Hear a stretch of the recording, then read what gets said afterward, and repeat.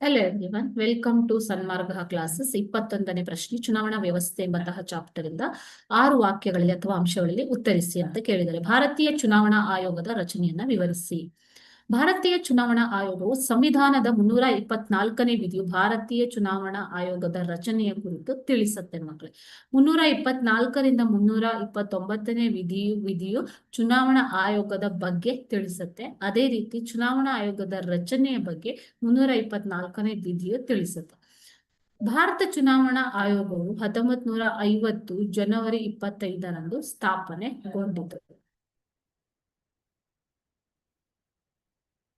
ಪ್ರಾರಂಭದಲ್ಲಿ ಒಬ್ಬ ಮುಖ್ಯ ಚುನಾವಣಾ ಆಯುಕ್ತರನ್ನು ಮಾತ್ರ ಇದು ಒಳಗೊಂಡಿತ್ತು. 1993ರಿಂದ ಚುನಾವಣಾ ಆಯೋಗವು ಒಬ್ಬ ಮುಖ್ಯ ಚುನಾವಣಾ ಆಯುಕ್ತರು ಮತ್ತು ಇಬ್ಬರು ಇತರೆ ಚುನಾವಣಾ ಆಯುಕ್ತರನ್ನ ಒಳಗೊಂಡಿದೆ.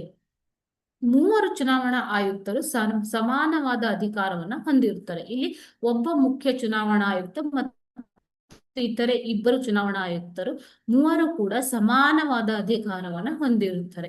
ಚುನಾವಣಾ ಆಯುಕ್ತರಲ್ಲಿ ಭಿನ್ನಾಭಿಪ್ರಾಯಗಳು ಉಂಟಾದರೆ ಬಹುಮತದ ಮೂಲಕ ನಿರ್ಣಯವನ್ನ ಕೈಗೊಳ್ಳಲಾಗುತ್ತೆ. ಓಕೆ, ಇದು ಚುನಾವಣಾ ಆಯೋಗದ ರಚನೆ.